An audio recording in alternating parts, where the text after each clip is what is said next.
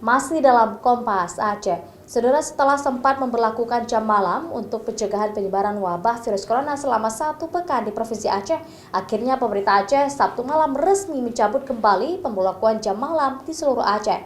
Pasalnya pemberlakuan jam malam telah merugikan masyarakat yang menggantungkan mata pencariannya pada malam hari.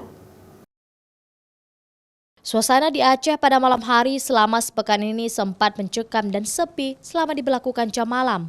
Aparat, polisi, dan TNI disiagakan di setiap simpang, baik di pusat kota maupun di jalur utama pintu masuk sejumlah kabupaten kota di Aceh.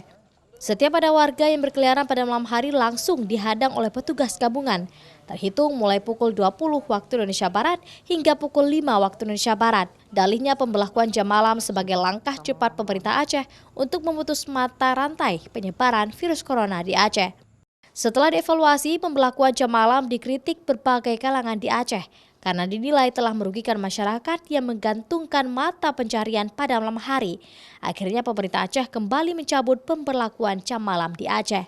Mencabut maklumat bersama Forkopimda Aceh tentang penerapan jam malam dalam penanganan coronavirus disease, melanjutkan percepatan penanganan COVID-19 seperti tinggal di rumah, ibadah di rumah, belajar di rumah, bekerja di rumah, dan juga menghindari pusat keramaian, fasilitas umum, termasuk aktivitas keagamaan yang melibatkan orang banyak.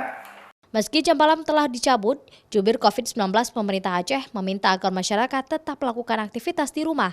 Jangan keluar rumah jika tidak ada keperluan yang sangat penting, serta masyarakat diminta agar tetap menjaga jarak dan tidak berkerumunan sehingga dapat memutuskan rantai penyebaran wabah virus corona di Aceh. Raja Umar, Kompas TV, Banda Aceh.